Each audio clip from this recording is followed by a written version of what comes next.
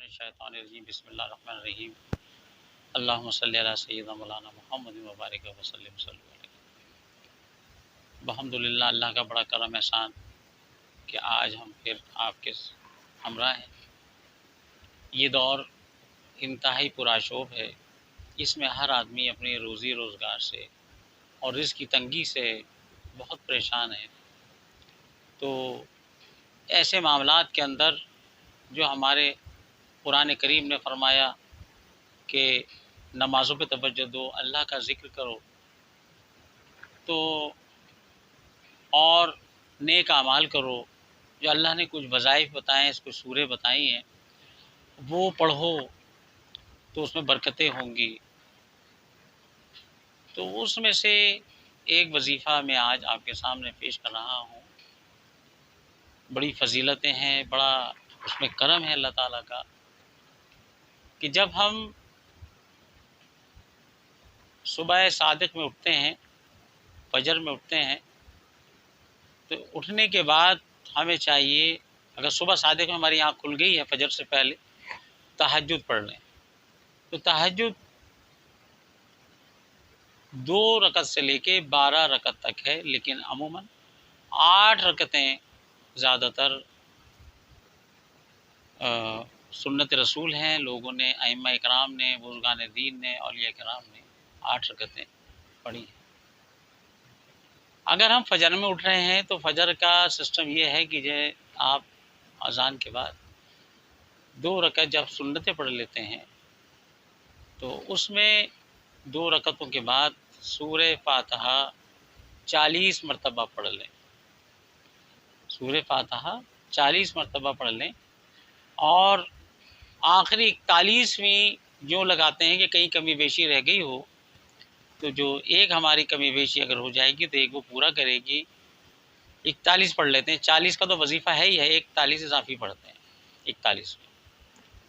اس کے بعد جو آپ اللہ کی بارگاہ میں سجدہ ریز ہو کر دعا کریں گے انشاءاللہ وہ ضرور پوری ہوگی۔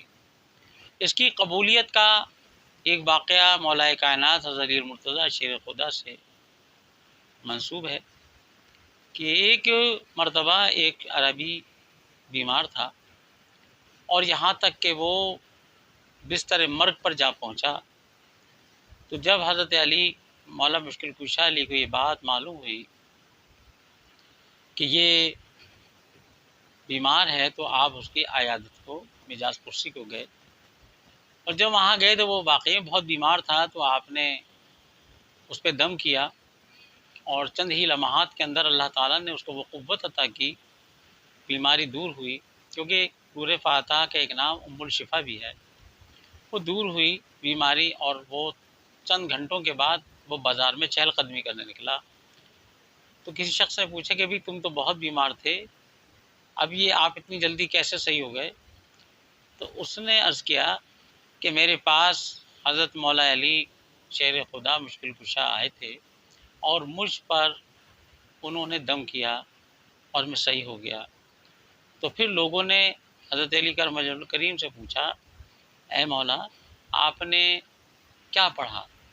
آپ نے فرمایا میں نے اس کے اوپر 40 مرتبہ سورہ فاتحہ پڑھی، اللہ نے اس کو شفا دے دی، کیونکہ یہ ام الشفا بھی ہے۔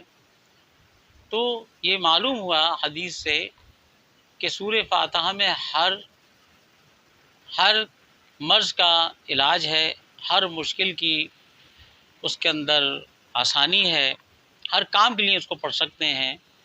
اگر آپ روزی رزق کے لیے پڑھ رہے ہیں، کیونکہ اس وقت جو حالات جو ہے نا، بیماریاں تو ہے ہی ہیں سب کے اوپر، جو آپ اس وقت پریشان ہیں، معاشی بدحالی کے اندر، پیسے کی تنگ دستی میں پریشانی ہے پیسے کی، تو اس کے اندر آپ ایسا کیجئے کہ جب 41ویں پڑھتے ہیں نا سورہ فاتحہ، تو اس میں ہم یہاں تک پہنچیں گے، بسم اللہ الرحمن الرحیم الحمدللہ رب العالمین الرحمن الرحیم مالک یوم الدین ایاک نعبد و ایاک نستعین، اس کو یہاں چھوڑ دیں گے۔ اس کے بعد سارا دن وضو بے وضو، یاد آ جائے تو پھر شروع کر دیں، بھول جائے کام میں تو کوئی بات نہیں، پھر یاد آ جائے تو پھر آپ ایاک نعبد و ایاک نستعین سارا دن پڑھتے رہیں گے، یہاں تک کہ آپ عشاء تک پہنچ جائیں گے۔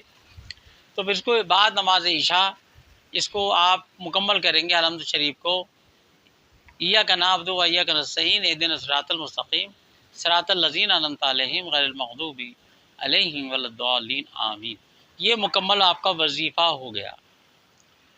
تو انشاءاللہ علماء کرام نے لکھا ہے، مشائخ الزام نے لکھا ہے، حدیث میں موجود ہے کہ وہ روزی روٹی کی تنگی سے بھی آپ عاری ہوں گے اور انشاءاللہ آپ کو برکتیں نصیب ہوں گی، فیض حاصل ہوگا اس شفا کا، سورہ فاتحہ کا روزی کی تنگی کے لیے بھی یہ بہت مفید ہے۔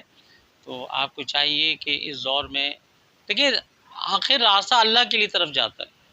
جب بھی ہم تنگ ہوں تو کوئی سی بھی صورت ہم اللہ کے فیض کے لیے پڑھ سکتے ہیں، تو اس کا وظیفہ جاری کریں گے انشاءاللہ۔ میری طرف سے اجازت ہے، کیونکہ نیک کام کے معاملات جو ہے نا وہ ہر طرح سے ہونے چاہیے، کیونکہ یہ دور بہت خطرناک دور جا رہا ہے۔ جو حالات آپ دیکھ رہے ہیں ٹیلی ویژن پر، معاملات سے کچھ خبروں میں سن رہے ہیں، انسان محفوظ وہی رہے گا، وہی انسان محفوظ رہے گا کہ جو اللہ کے نزدیک ہوگا، اللہ کے معاملات کو اپنے روانی میں لائے گا، اپنی زندگی کے اندر لائے گا، وظائف پڑھے گا، قرآن کریم پڑھے گا، نمازوں میں اضافہ کرے گا، نوافل پڑھے گا، اسی کو انشاءاللہ اللہ کے فضل و کرم سے وہ بچے گا، بیماریوں سے بچے گا، تنگ دستی سے بچے گا، بے روزگاری سے بچے گا، پریشانیوں سے بچے گا۔ تو یہ گرہ باندھ لیں کہ جو سرکار کا اسوہ حسنہ ہے، اور سرکار نے جو ہمیں تعلیم فرمائی ہے، پھر صحابہ نے جو تعلیم فرمائی ہے، تابعین نے جو تعلیم فرمائی ہے، اولیاء الزام نے تعلیم فرمائی ہے، تو ہمیں اسی پر چلنا چاہیے، تو ہم حالات سے بچ سکیں گے۔ ورنہ علمان الحفیظ جو نہیں کرے گا تو اندازہ لگا لیجئے کہ وہ دجال کی طرف چلتا چلا جائے گا اور آخر کا اس کا ٹھکانہ جہنم ہوگا۔ صرف بچت ہی اس کے لیے ہے جو اللہ کے نزدیک ہو، اللہ والوں کے نزدیک ہو، اتباع رسول پر ہو اور شریعت مطہرہ پر چلے، وہی کامیاب ہے، اور جو اللہ کی طرف ہے وہی کامیاب ہے۔ تو اللہ تعالی ہمیں قرآن کی طرف جانے کی توفیق عطا فرمائے، قرآن کو سمجھنے کی توفیق عطا فرمائے، قرآن کو پڑھنے کی توفیق عطا فرمائے، قرآن کو حاصل کرنے کی اور سمجھنے کی توفیق عطا فرمائے۔ وما علینا الا البلاغ۔